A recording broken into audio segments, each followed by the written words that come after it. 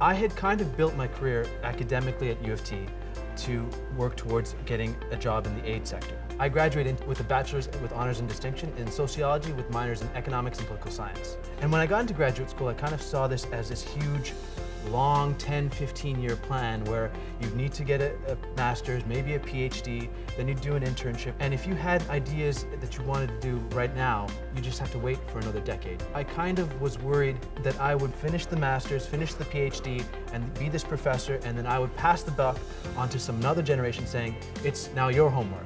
I didn't want to be someone who passed the buck, and what I wanted to do was do something right away.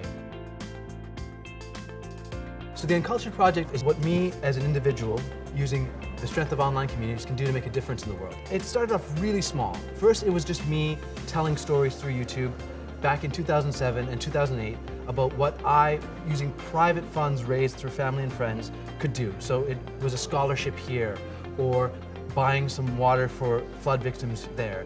But eventually it got viral and people asked, what can we do? Eventually it got so popular that I wanted to use it as a platform to help charities that were trying to reach out to people. And so that's what the Uncultured Project was in many respects. It was like a test bed to show charities and NGOs what you can do in this space. A lot of people in my generation who are born in a new country, and not the same country that their parents are from, kind of have this identity crisis. I'm not really Canadian, not really Bangladeshi, not really Muslim, and not fully accepted in the gay community entirely because I'm a part of a minority that's a Muslim gay. The University of Toronto made it possible for me to accept myself. And they have a very low tolerance for any kind of hatred or homophobia or Islamophobia. So they make this a very safe space overall. I think what we have in social media is we have people talking about a problem and then they want a solution right away.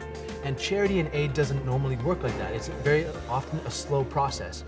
What social media does is allows people who are in need to connect with people who want to help.